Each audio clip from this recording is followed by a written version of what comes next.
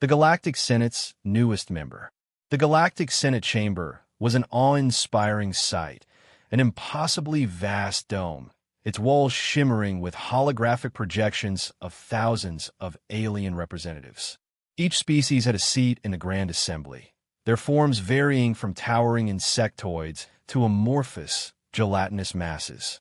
And now, for the first time in galactic history, a human stood among them. Ambassador Richard Klein adjusted his suit, resisting the urge to check his wrist communicator. He knew the Senate saw him as little more than a curiosity, an emissary from a primitive, warlike species barely worthy of interstellar diplomacy. But humanity had fought for this seat, not with weapons, but with sheer persistence and negotiation. A deep, resonant voice boomed across the chamber. Humanity, the newest member of this council, is present. The speaker was High Chancellor Orven, a towering reptilian from the Serac Dominion. He gazed down at Klein with cold amusement. Your people have been granted membership, but you now face your first true test. The holographic projections shifted to display a burning world, Varos 6. The planet, once a thriving colony of the Senal Coalition, was now a battlefield. Towering war machines clashed against defensive lines, while energy blasts streaked across the atmosphere like dying stars. The Zelnari Empire has declared total war upon us, Orven continued. Their forces have crushed our defenses. We require all members to contribute troops. As the newest addition to the Senate, humanity will do its part. Klein's lips twitched into a small smile. Of course, we are more than willing. A ripple of laughter echoed across the chamber. Senator Vralkesh, a cephalopod-like diplomat, made a dismissive gesture with one of his many tentacles. You misunderstand, Ambassador. We do not expect actual results. It would be symbolic. Your people lack the experience, the technology, the discipline required for interstellar warfare. Another senator, a floating crystalline being, hummed in agreement. The Zelnari have been waging war for thousands of cycles. Your kind? A mere few centuries of conflict. Do not embarrass yourselves. Klein's smile widened. Send us to Varos 6. Let us prove our worth. Orven narrowed his reptilian eyes. Very well. A single fleet. One division of ground forces. That is all we will permit. A single division is all we need.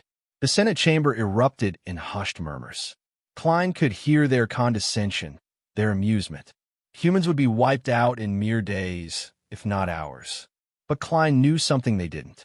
Humanity didn't fight wars the way the rest of the galaxy did. Far away, aboard the fleet carrier UHS Warborn, General Sarah Valdez watched the orders come through. She turned to her officers and gave a single command. Prepare for deployment. And someone tell the Zelnari they just made the worst mistake of their lives. The Battle of Varos 6, the nightmare begins. The skies above Varos 6 burned.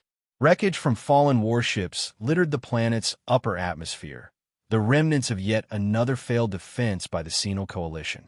The Zelnari Empire's fleet hung in orbit like a swarm of predatory beasts, preparing for the final slaughter. On the ground, alien soldiers huddled in crumbling bunkers, watching in despair as the enemy advanced. They had been told the humans were coming, but no one expected them to matter. Then, without warning, the UHS Warborn arrived. It didn't come alone. A single human fleet, barely a fraction of what other species would send, exited slip space with brutal precision. The lead ships launched a wave of electronic jamming pulses, throwing the Zelnari's advanced targeting systems into chaos.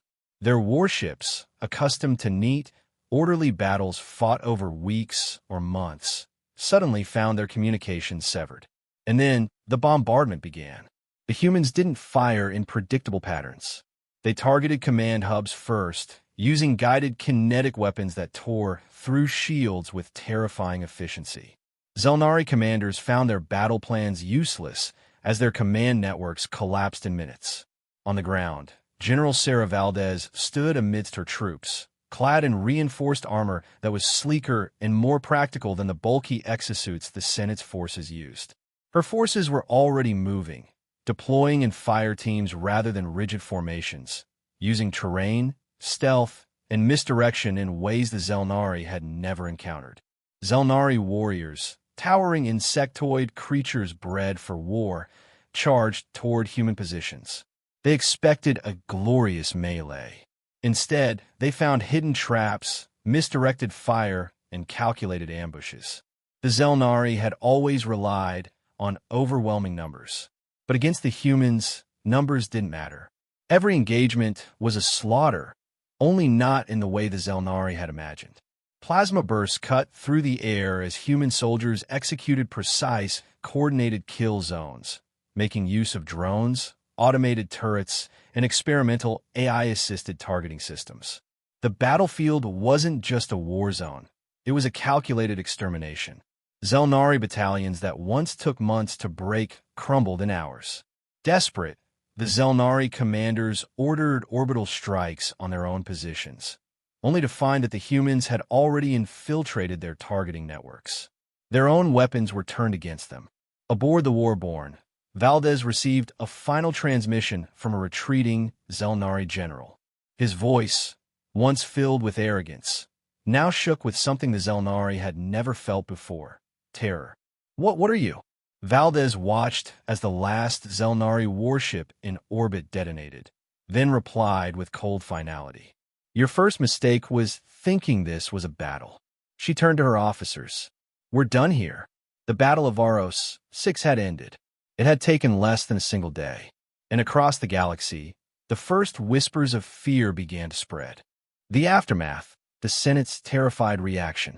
The Galactic Senate had gathered in emergency session.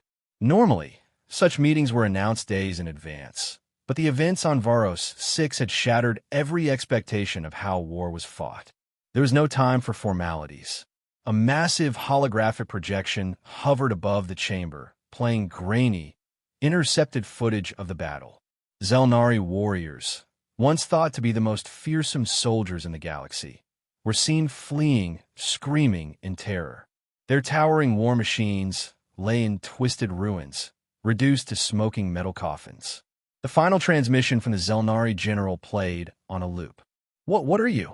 Silence filled the chamber as the projection flickered out. Chancellor Orven, his reptilian features paler than usual, was the first to speak. His voice faltered. That was not war. He turned his gaze toward Ambassador Richard Klein, who sat calmly at his station, unbothered by the horrified stares of the other senators. That was annihilation. Klein only smiled. We did what was necessary. Senator Vralkesh, the cephalopod-like diplomat, trembled in his seat. Necessary? The Zelnari forces were wiped out in less than a day. Your kind fights like predators. He turned to the others. You all saw it. This is what humans are capable of. This is what they are. Murmurs of agreement rippled through the assembly. The Galactic Senate had long believed warfare to be a measured, strategic endeavor, fought with honor, rules of engagement, and prolonged campaigns. Battles could last for years, with victories determined by attrition and diplomacy. But the humans? The humans had rewritten the rules in a single battle. Senator Yelenor, a crystalline being from the core worlds, finally spoke, her voice filled with unease. If humans are allowed to continue waging war, what happens when they turn against us? That was the unspoken fear gripping the chamber. The Zelnari had been humanity's enemy in this war, but what if someday humans decided that the Senate itself was an obstacle? Orven straightened in his seat, his voice regaining its strength. A decision must be made. The use of human military forces must be controlled. A silence fell over the chamber. Then a single word was spoken. Banned. It came from the back of the room, spoken in a quiet, tremulous voice. Then others repeated it. Banned. Banned. The vote was called. The result was unanimous. Effective immediately, humanity was banned from participating in warfare. No human fleet would take part in future battles. No human soldier would march under a galactic banner. For the first time in history, an entire species had been deemed too dangerous for war. As the session adjourned, Ambassador Klein rose from his seat, shaking hands with a few reluctant diplomats. Before he left, He turned to Chancellor Orvin and offered him a knowing smile. You made the right choice. And yet, there was something about his tone, something that suggested this was exactly what humanity had wanted all along. The ultimate power move. The news spread across the galaxy in hours. The Senate's decree was clear. Humans were banned from war. No fleets, no armies, no direct involvement in any military engagement. The galactic community breathed a collective sigh of relief. The nightmare of Varos 6 would never be repeated. But humanity did not protest. There were no outbursts, no threats, no diplomatic incidents. Ambassador Richard Klein simply smiled, nodded, and accepted the decision without hesitation. And that's when the Senate should have realized something was wrong. A new kind of war begins. Weeks later, the Zelnari Empire launched a new offensive against the Senal Coalition. Desperate for reinforcements, the coalition reached out to humanity, not for soldiers but for consultants. And humanity happily obliged. The first sign of trouble came when human military advisors were seen on coalition command ships. They weren't fighting, but they were watching, teaching, whispering.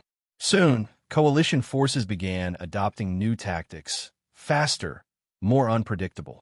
Their battleships, once rigid in formation, now moved like predators, striking and fading before counterattacks could land. Ground troops, once slow and methodical, now engaged in surgical strikes, psychological warfare, and deception. The Zelnari noticed something eerie. Even though no humans were on the battlefield, they could feel their presence. It wasn't long before human-made weapons and technology flooded the galactic market. Ship manufacturers on Earth redesigned entire fleets, selling faster, more adaptive warships to the highest bidder.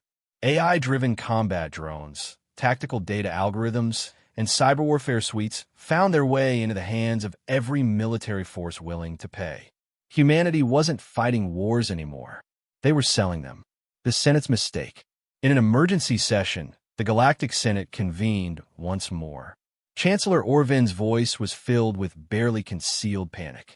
This was not the intent of the ban, he roared. We forbade humans from war to protect the galaxy, not to hand them the reins of every conflict. Klein sat across from him, calm as ever. With all due respect, Chancellor, the ban states that no human military forces may engage in warfare. He gestured around, and they haven't. Senator Vralkesh, his tentacles trembling, snapped. You knew this would happen. You knew we'd push you out of the battlefield, and you turned it into an empire of war profiteering. Klein finally leaned forward, his tone sharp but amused. We adapted. Orvin's claws dug into the podium. You manipulated us. Klein shrugged. You assumed war was fought with soldiers. We fight with ideas.